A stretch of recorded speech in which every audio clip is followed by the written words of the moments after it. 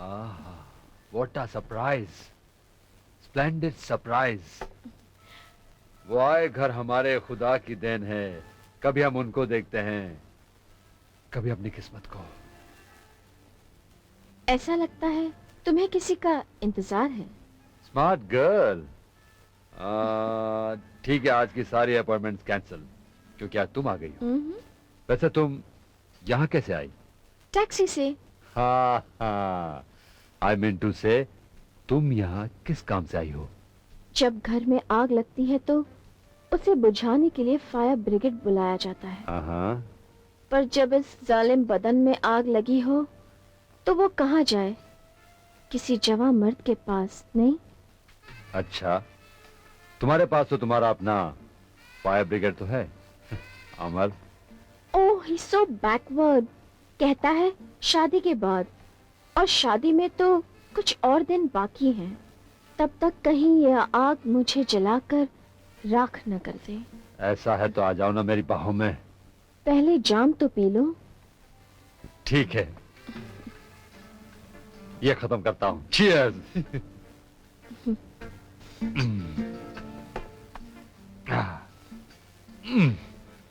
सच मानो, मुझे अपनी किस्मत पर यकीन नहीं आ रहा है। यकीन आ जाएगा जाने मन। अच्छा, इसका मतलब है पॉटम साहब।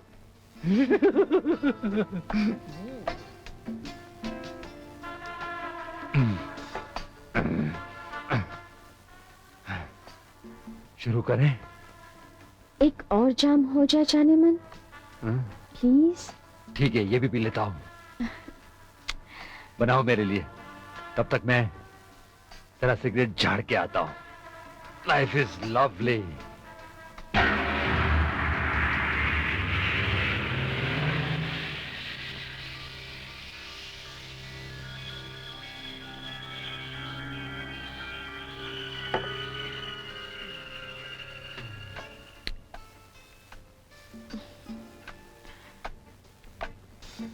आहा। हाय हाय हाय। आहा।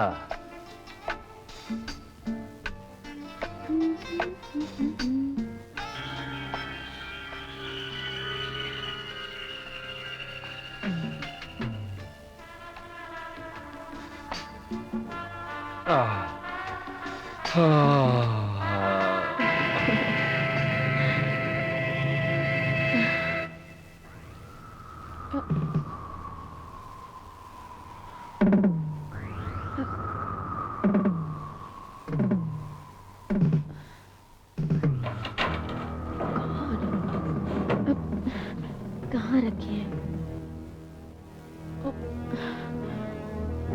इसे ढूंढ रही थी ना? हाँ? चल उठा, उठा, उठा, उठा। इसका मतलब ये है कि तुझे मेरे और तेरी बहन के बीच में जो राज है ना, उसका पता चल गया है। जब तुम यहाँ आई तो मुझे लगा कि कुछ गड़बड़ है। ये जो मैं देख रहा हूँ, जो सुन रहा हूँ, उसके आगे भी कुछ है। और मैंने तुझे ड्रिंक बनाते वक्त गोली डालते हुए देख लिया था। अंडरस्टैंड? कमीने सीधी तरह से वो फोटोग्राफ्स और नेगेटिव्स दे दे मुझे, वरना क्या करेगी? वरना मैं शोर मचाऊंगी। शोर मचाएगी? मचा, मचा।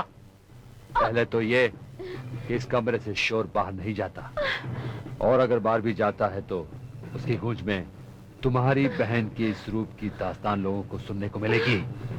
अब मचाएगी शोर? मचाएगी? क्या? कौन है बे?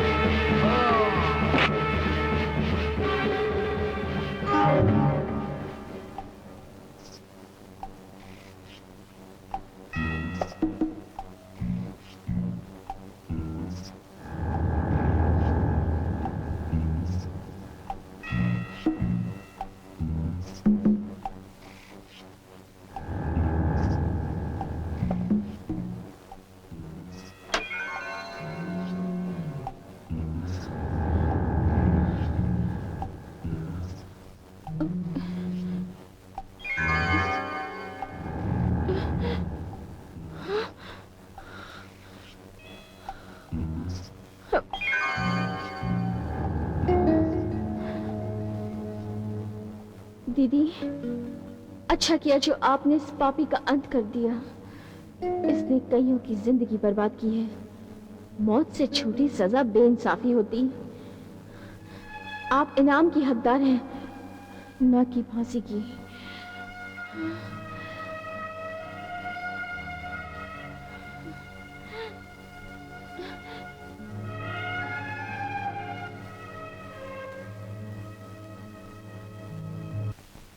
कार्यवाही शुरू की जाए।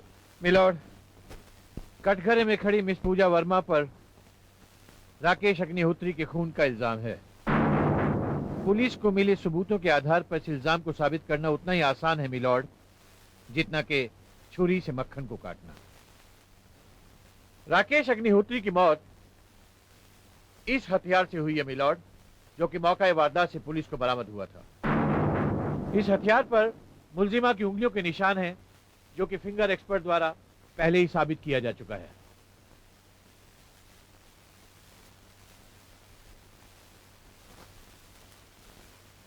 मिलॉर्ड, मिस पूजा अपने इस गुनाह को कबूल भी कर चुकी हैं। हालांकि इनका कहना यह है मिलॉर्ड कि इन्होंने ये खून अपनी इज्जत बचाने के लिए किया था, यानी कि मर्डर इन सेल्फ डिफेंस।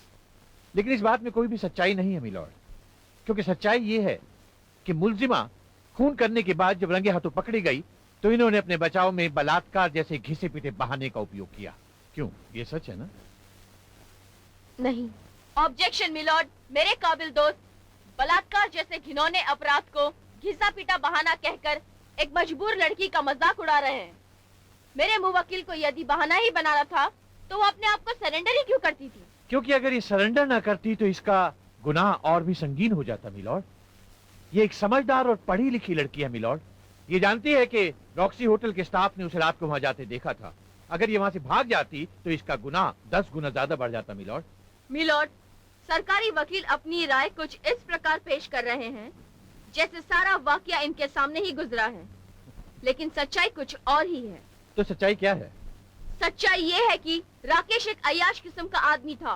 वो भोली भाली मासूम लड़कियों को अपने प्रेम जाल में फंसाकर उन्हें अपनी हवस का शिकार बनाता था और फिर उन्हें ब्लैकमेल किया करता था।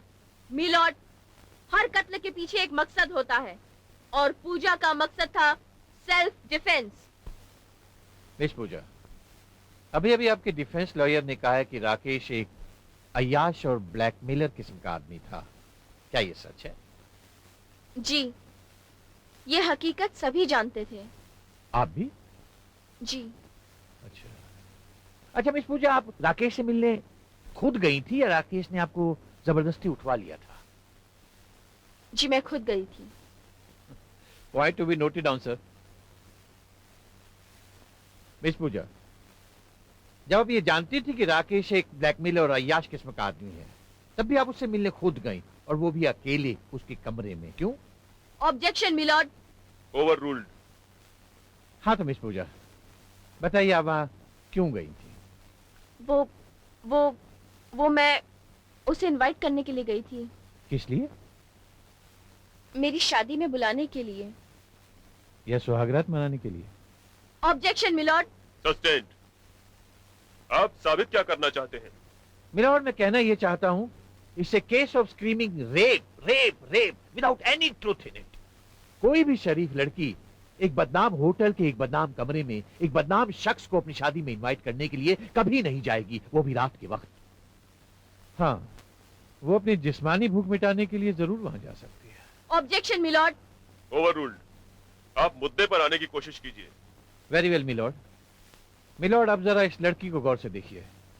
इसे देखकर कोई भी ये कह सकता है कि इसकी उम्र लड़कपन को छोड़कर जवानी की दहलीज में कदम रख चुकी है। अगर ये सच है तो वो अपने अंदर उठे हुए तूफान को शांत करके घर चली आती। राकेश का खून क्यों करती? गुड क्वेश्चन, लेकिन इसका भी जवाब है। राकेश एक अय्याश आदमी बेशक था मिलॉर्ड, लेकिन उसके मन में भी इंसानी जज्बात थे। वो एक लड़की से प्रेम करता था, और एक दिन जब उस लड़की को यह पता चला, राकेश की गंदी हरकतों के बारे में पता चला, तो उसने उसे अपने प्यार का वास्ता देकर ये सब छोड़ देने को कहा। और राकेश ने छोड़ दिया? जी हाँ, उसने छोड़ दिया।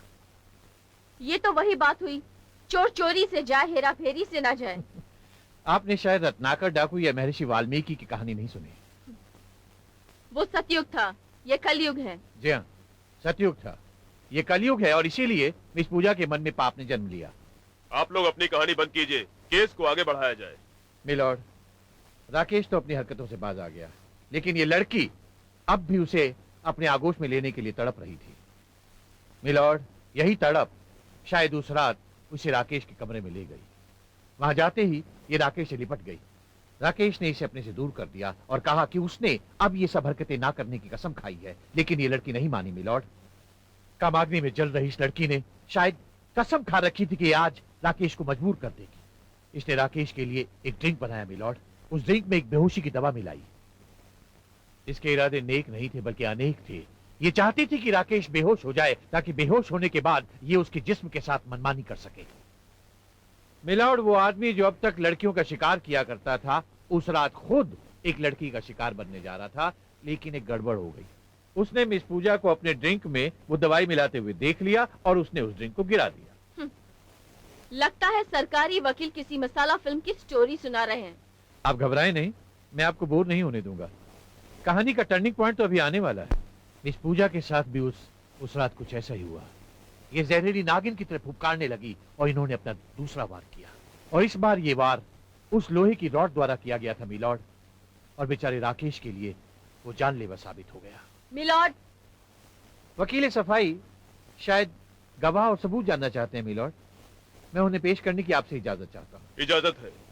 मिलॉर्ड, ये है वो गिलास जिस पर मिस पूजा और राकेश की उंगलियों के निशान हैं, और ये है वो लैब रिपोर्ट जो ये बताती है कि इस गिलास में रम के साथ एक ऐसी दवाई मिलाई गई थी जो आदमी को 1 मिनट में बेहोश कर देती है। मिलॉर्ड, ये भी तो हो सकता है कि राकेश ने वो ड्रिंक पूजा के लिए ही बनाया हो। हाँ, हो सकता है, बिल्कुल हो सकता है, लेकिन हम इस बात को नहीं भूल सकते कि मिस पूजा खुद बिन राकेश के बुलाए उसके पास गई थी। That means she had a purpose. Rakesh के पास कोई मकसद नहीं था, मिस पूजा के पास मकसद था। मिलॉर्ड, अब मैं आपके सामने 2 ऐसे गवाह पेश करना चाहता हूं जो इस बात की पुष्टि करेंगे कि मिस पूजा किस हद तक राकेश के जिस्म की दीवानी थी। मेरा पहला गवाह एक ऐसी लड़की है मिलॉर्ड जो राकेश से प्रेम करती थी, मिस डॉली अय्यर। आपका नाम? डॉली कृष्णन अय्यर। क्या आप राकेश से प्यार करती थी? करती थी नहीं, अब भी करती हूँ। राकेश नहीं रहा तो क्या, उसके लिए प्यार मेरे दिल में हमेशा रहेगा। Very sentimental. खैर, एक बात बताइए, क्या राकेश मिस पूजा पर बुरी नजर रखता था? बिल्कुल झूठ, बल्कि ये पूजा की बच्ची। जबान पर कंट्रोल रखिए। आई एम सॉरी जज साहब, ये पूजा मेरे राकेश पर डोरे डाला करती थी। मैंने इसे कई बार समझाया, इससे बहुत मिन्नतें की, पर कोई फायदा नहीं। इसने एक दिन मुझसे कहा कि मुझसे मेरे राकेश को छीन कर रहेगी। ये झूठ बोल रही है। लेकिन ये तो अमर से प्यार करती थी। जी हाँ, इसी का कहना था, प्यार और प्यास में फर्क होता है। ये भले ही अमर से प्यार करती थी जज साहब, लेकिन अपनी प्यास मेरे राकेश से बुझाना चाहती थी। नहीं जज साहब, आप बीच में मत बोलिए, कंटिन्यू। जज साहब, राकेश पूजा से दूर दूर ही रहता था, इस बात पर मुझे गर्व था। लेकिन इसी बात से चिढ़कर पूजा ने एक दिन मुझे चैलेंज किया कि वो उसे अपना शिकार बनाकर रहेगी, और अगर इसमें वो कामयाब नहीं हुई तो वो उसे मार डालेगी। जज साहब, इस नागिन ने उसे सचमुच मार डाला।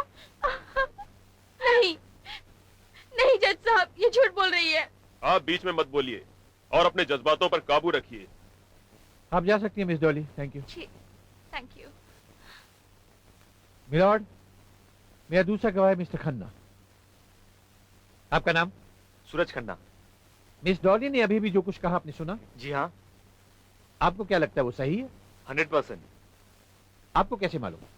मैं और राकेश और डॉली बहुत करीबी दोस्त थे, इसलिए हमारी कोई बात छिपी नहीं रहती थी। ओह, यानी कि मिस पूजा वाकई राकेश के पीछे बुरी तरह पड़ी हुई थी। जी हाँ, वजह? अपनी हवस के खातिर। ओह, राकेश का इस बारे में क्या रिएक्शन था?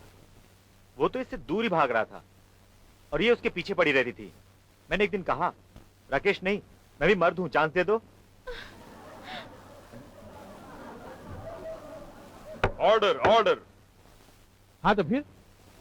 पर इसने कहा कली से फूल बनूंगी तो सिर्फ राकेश जैसे मर्द की खातिर। पर जज साहब, मुझे नहीं पता था इस फूल में इतने कांटे भी छुपे होंगे। ठीक है, आप जा सकते हैं। मिलॉर्ड, सबूतों और गवाहों के आधार पर अब ये केस एक ऐसे आईने की तरह साफ हो चुका है जिसमें न केवल कातिल का चेहरा बल्कि उसके कत्ल करने का मकसद भी साफ नजर आ रहा है। नहीं जज साहब, पूजा पर लगाए गए इल्जाम झूठे हैं। पूजा एक पाक और साफ इरादे वाली लड़की है। कामग्नि, प्याज, भूख जैसे शब्दों का इस्तेमाल जो वकील साहब ने किया है उससे तो पूजा वाकिफ तक नहीं है। कौन है आप? मिलॉर्ड, ये मुलजिमा की बड़ी बहन है मिस कामना देवी। आप कटघरे में आइए।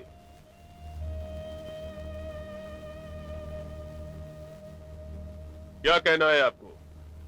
जज साहब, मेरी पूजा बिल्कुल निर्दोष है।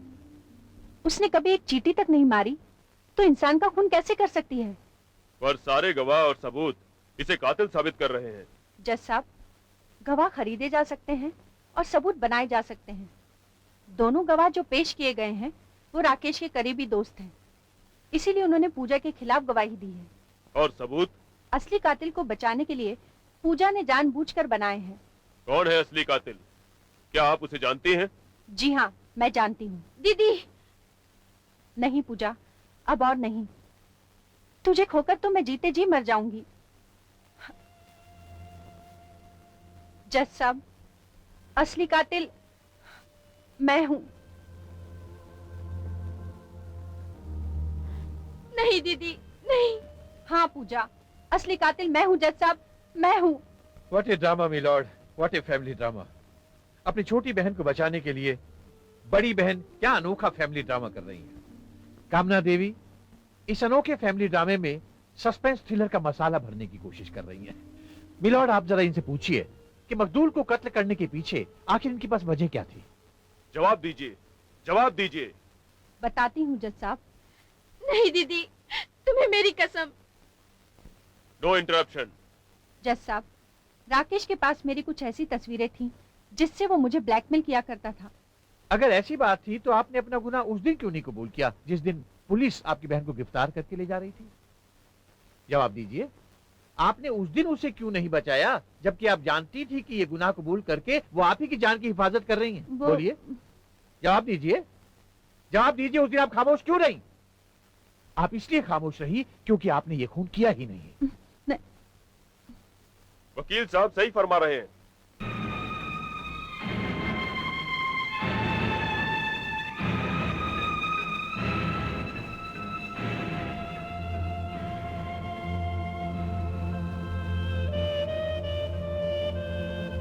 जज साहब, खून मैंने ही किया था और उसकी वजह है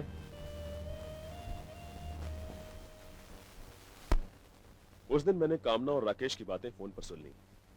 राकेश कामना को धमका रहा था और तभी मैंने फैसला किया कि राकेश को मारने के बाद ही कामना को मुक्ति मिल सकती है।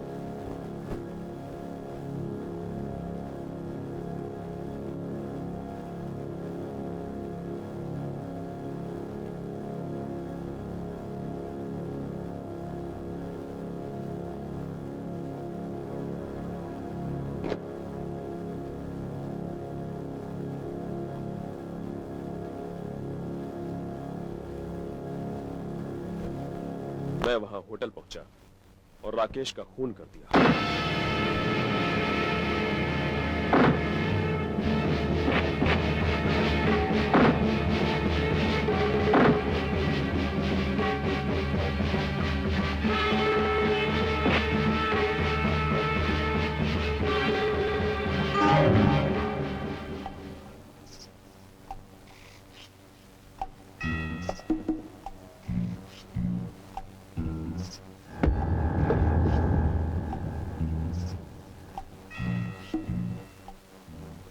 जज साहब, खून करने के बाद मैं पहली फ्लाइट पकड़कर हांगकांग चला गया था।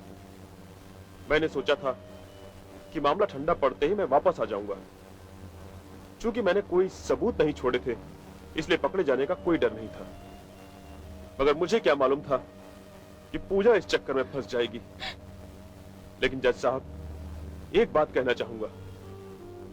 राकेश का खून करके मैंने इस समाज को इंसाफ दिलाया है। अगर राकेश जिंदा रहता तो ना जाने कितनी लड़कियों की जिंदगी वो तबाह और बर्बाद कर देता था। क्योंकि मैंने कानून हाथ में लिया है, इसलिए कानून मुझे जो भी सजा देगा मुझे मंजूर है। किशन लाल माथुर के इकबाले जुर्म और उनके द्वारा पेश किए गए सबूतों के आधार पर यह अदालत इस नतीजे पर पहुंची है कि राकेश का खून किशन लाल माथुर के हाथों ही हुआ है। राकेश समाज के नाम पर एक कलंक था, उसको उसके किए की सजा मिल गई। पर कानून इस बात की इजाजत किसी भी नागरिक को नहीं देता कि वो कानून को अपने हाथों में ले, पर चूंकि शक्कत कैद की सजा मुकर्रर करती है और पुलिस को यह हिदायत दी जाती है कि ऐसे फर्जी डॉक्टर जो समाज में गंदगी फैला रहे हैं उन्हें पकड़कर कानून के हवाले करें। जेल किशनलाल को हुई, पर सजा कामना ने भी काटी। साथ रहकर भी दोनों पति पत्नी एक न हो सके, मगर जुदाई ने दोनों को एक बंधन में बांध दिया।